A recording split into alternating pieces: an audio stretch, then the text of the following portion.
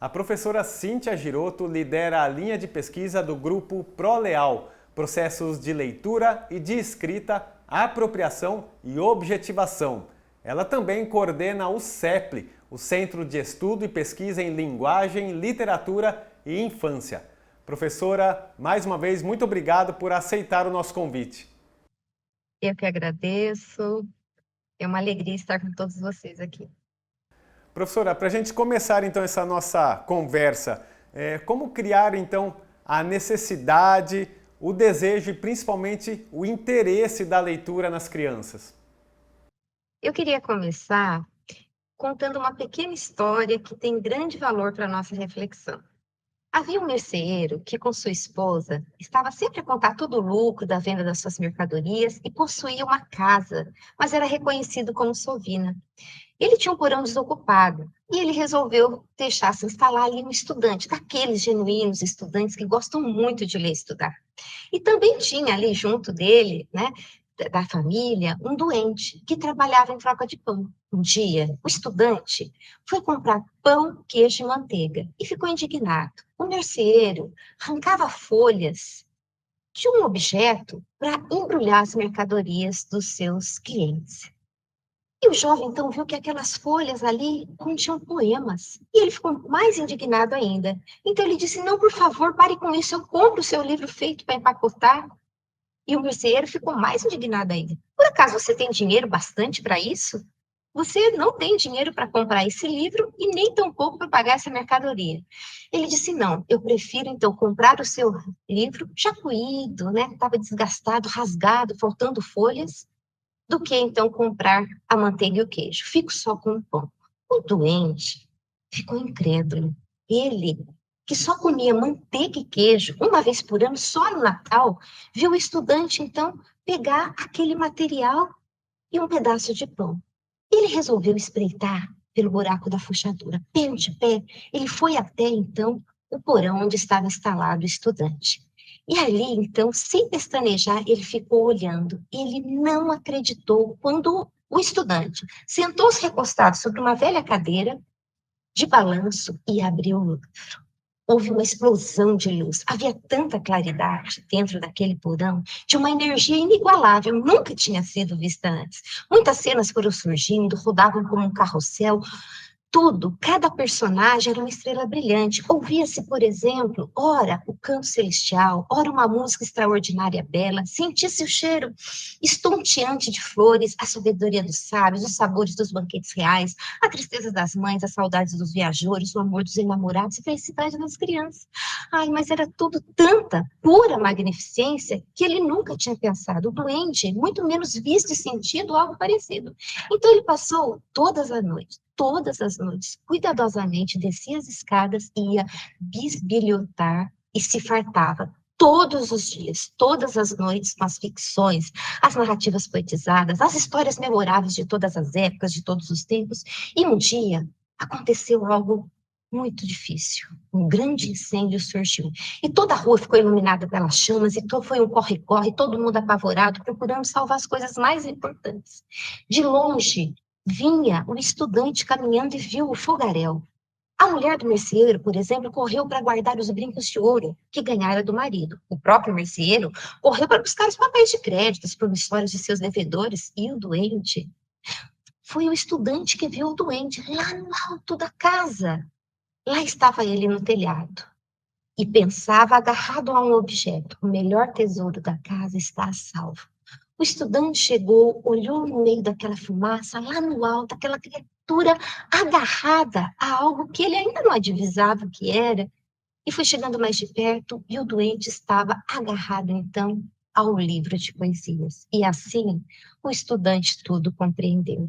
E o duendezinho, percebendo aquele olhar do estudante, olhando para baixo para o estudante, tentou, meio em resmungos, e conseguiu, então, dizer, sabe, eu sempre achei, dizia olhando para baixo, na direção do olhar do estudante, eu sempre achei que o pão era a única coisa que alimentava a minha vida, mas agora eu já não sei. e foi o doente perfeitamente humano. Esta, Júlio, meus amigos, é uma síntese, né? Parte completa de uma adaptação livre minha, do Doente em Casa de Merceeiro, uma história de Anders. Anders, né, aquele que nós conhecemos dos contos infantis, né, considerado na história da literatura, né, o primeiro autor a se dedicar fielmente ao universo das crianças. O nome dele condecora até os melhores da literatura infantil, é o Nobel da Literatura Infantil, não é? E esse Anders, que foi um menino pobre, filho de um jovem sapateiro e de uma lavadeira, ambos analfabetos. Todos residiam num pequeno quarto. E o pai, um sapateiro que estimulava as fantasias do filho, o dom criativo do filho, as narrativas todas de histórias que ele trazia à noite. Ele criava, inclusive, pequenos objetos, fantoches, bonequinhos, presenteava os seus filhos com marionetes. E principalmente o garoto, era ele e a irmã. E com isso, o pequeno Anders pôde desenvolver seu conhecimento teatral, pôde mergulhar, inclusive, no universo de Shakespeare. E quando a gente observa tanto amor paterno, tanta amorosidade familiar, a gente vai vendo a diferença que faz isso na vida das crianças. Então, voltando à ideia de como criar as necessidades e desejos. No menino Anders foi criada essa necessidade, esse desejo. E ele criou histórias notáveis, como essa que eu acabei de contar para vocês. Então, é preciso ofertar muitas histórias, né? É preciso contar muito, é preciso ler muito. Vejam vocês, o duendezinho foi humanizado. Nosso duendezinho da história, que era um expropriado dos seus direitos de viver, né? Uma cultura ali distinta da sua, que tem no estudante, então, a boniteza, né, da partilha, ainda que as escondidas, né, dessa cultura humana que estava materializada nos livros, não é? E ele foi se humanizando por isso. E eu penso que a gente vê o quê? Que nessa situação, nessa metáfora dessa história, o duendezinho pôde ir vendo um modelo de um jovem leitor, ele pôde ir percebendo, né, que, mesmo que indiretamente, das riquezas, da nutrição advinda, né, do contato com a linguagem poética, com as narrativas. Ele foi mergulhando, mesmo que na condição de ouvinte, de observador, o leitor em sua experiência estética legítima. Ele foi vendo o livro, né, como possibilidade de uma participação pessoal, emotiva, que se expande, com a percepção do coletivo, da sociedade, da condição humana. Então, né, para a gente finalizar, sem saber, mas fruto desse testemunho do ato de ler legítimo, genuíno do jovem estudante, foi criado no nosso duendezinho da história uma necessidade humanizadora. Então, não basta mesmo, né, a ideia de que eu vou criar um interesse, eu vou criar um desejo, é preciso mais, é preciso, né, sair da experiência coletiva, uma necessidade humanizadora que leve o sujeito, né, a dar um sentido para a atividade de leitura literária. E, professora, neste caso, né, a gente está falando, você contou uma história de um ouvinte, né, que ouvia essas histórias. Então, eu passo já para a segunda pergunta. É preciso ser alfabetizado, saber ler, para se tornar um leitor infantil? Então, para nós não, né? Para nós não existe. Tem muitos pesquisadores que chamam de, antes da alfabetização, a experiência com os livros como uma atividade de pseudo-leitura, porque não seria legítima, genuína, porque ainda as crianças não estariam alfabetizadas, né? Como se as crianças fossem capazes, né? Nós somos, né, dentro do nosso grupo de pesquisa, da nossa linha no programa de pós-graduação, nós somos a defesa do reino das possibilidades, e não das impossibilidades, né? A criança, então, para nós, desde que nasce, ela é inteligente, no sentido que ela significa o mundo. Lógico que ela não tem uma inteligência como adulto desenvolvido, uma abstração, mas ela procura dar sentido a tudo à sua volta. Então, nas nossas pesquisas, né, desde os berçários, quando a gente trabalha nas creches, nós já publicamos muito resultado de pesquisa em livros, capítulos de livros. A minha própria livre docência, eu defendi, né, na minha tese de livre docência, em 2016, que as crianças leem mesmo que ainda não convencionalmente, em gestos e ações embrionárias do ato de ler. E o que eu estou querendo dizer com isso? Eu estou querendo dizer que elas imitam do adulto, que elas têm a experiência prática de ir folheando, né, as páginas, nesses tateios iniciais, que a gente nominou de gestos e ações embrionárias no ato de ler. Então, é na ação direta com o livro, desde a mais tenra idade, que a criança aprende a ler. Então, é num mergulho no mundo da cultura escrita, né, que vai ser muito importante, que isso vai florescer. E professora, nessas experiências, né, que vocês têm aí, nessas pesquisas que desenvolvem junto às crianças também, que ganhos que dá para se perceber, professor, que essas crianças têm quando elas têm contato com um livro, com uma obra, com um papel, uma ilustração, de repente uma textura diferente? O que isso proporciona para ela, mesmo ela não sabendo ler, identificar as letras que estão nesses livros? Então, eu gostaria, antes de falar dos ganhos, né, lembrar que a gente acredita e a gente defende no CEP, né, que é o nosso centro aí de estudos em pesquisas, em linguagem, literatura e infâncias, que a gente defende e milita por uma alfabetização humanizadora, por uma educação humanizadora. A gente pode até, né, na nossa experiência de adultos, lá na infância, ter tido a apropriação de saberes alfabéticos, mas nós não nos tornamos leitores por causa disso. Foi apesar disso, por outros caminhos, talvez até apesar da escola, mas se na escola, com certeza, com outros adultos, professores, educadores, que possibilitaram a nossa experiência direta para com os livros e para com todos os materiais dados a ler dentro da escola. Então, quando nós pensamos no ganho, né, o que pode proporcionar, como está na pergunta aí, os ganhos para uma criança no contato com a obra desde pequeno, não é? Então, a gente não está, eu falei da alfabetização aí, mas a gente não está falando só de alfabetização, a gente não está falando também só de formar crianças leitoras, é sobretudo sobre o humano. Nós acreditamos que nós temos dois nascimentos, um nascimento que é biológico e um outro nascimento que é social. Não é? Porque o biológico é um aparato que não nos garante tornarmos humanos, porque isso é uma conquista. Não é? Por isso a necessidade de um entorno leitor. Não basta, né, um entorno literário, não basta uma ambientação com livros, uma sala toda linda, toda bonita, sem que haja troca, sem que as crianças possam ter acesso a práticas humanizadoras, sem que elas possam brincar com as palavras leitorizantes, literatizantes. Então, são muitos os ganhos. E o professora, nas escolas, né, os professores com as crianças e também em casa, os pais com seus filhos pequenos, é muito comum a gente ter as contações de histórias, naquele momento em que o adulto pega um livro e lê para a criança. Mas até que ponto, professora, esse ato também não é uma espécie de afronta, de repente, a visão de mundo da criança, porque ali quando o adulto está lendo, ele está interpretando as palavras da maneira dele, interpretando a história, desde a entonação, né, que ele está contando a história, é meio que uma visão de mundo dele. Até que ponto isso é benéfico para os pequenos ou não? Como, se é preciso mudar isso também? Ai, de fato, Júlio, você tem razão, não basta apenas contar histórias. E por outro lado, né, quer dizer, não é suficiente, é preciso mais, né? É preciso muito mais do que isso. É preciso a aproximação das crianças com os livros, como a gente está defendendo, desde a mais tenra idade, é preciso garantir e criar situações para encontros diretos das crianças com os livros. Porque é essa que é a autonomia, né? Então, quando você fala, né, a gente sabe que adultos que nem sequer leem, ou eles preferem usar as suas próprias palavras, explicações, arriscando até adaptações pessoais, ficando a leitura para as crianças em segundo plano, né? Porque aí eu estou defendendo, não é só contar, é ler. Mas também no ler, Júlia, a gente corre esse risco que você está falando, né? Porque o adulto, até o professor, né, em quantas pesquisas em creches, em berçários, a gente viu os professores com o livro, eles dizem, professora Cíntia, mas nós vamos fazer aqui uma adaptação, porque a criança não vai entender nessa linguagem poética que está aqui.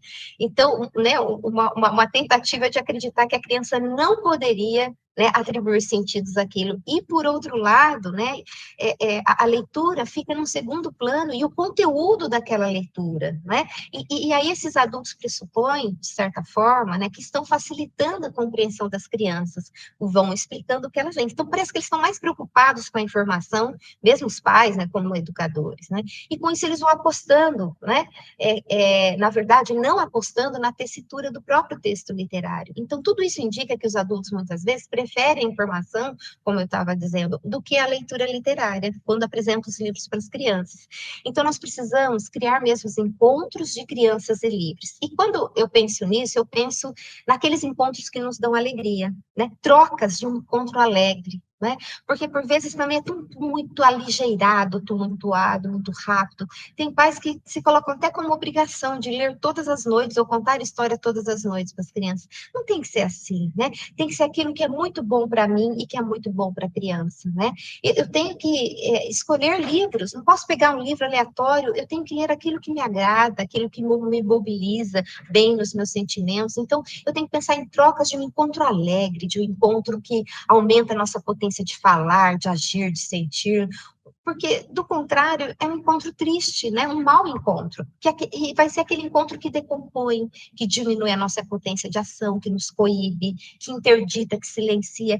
Quantos apagamentos há na infância? Quantos corpos interditados? As crianças ficam trancafiadas, né? Coibidas, são impossibilitadas de falar o que pensam. Os professores dizem, não, não pode mexer perna do que enquanto está lendo a história, não pode mexer o braço, não pode levantar a mãozinha e perguntar, elas não podem participar da história, elas não podem inferir, perguntar, visualizar, questionar, predizer, elas não podem, elas são proibidas. Então, tudo aquilo que é inerente ao processamento da leitura, as crianças são proibidas de fazer. Né? Então, elas são proibidas de dizer a sua palavra, né? E o que a gente mais pensa é que as crianças têm que desenvolver um projeto de dizer diante do livro. O livro está aqui, eu tenho alguma coisa para dizer para esse livro, né? Dado a ler que está aqui junto comigo.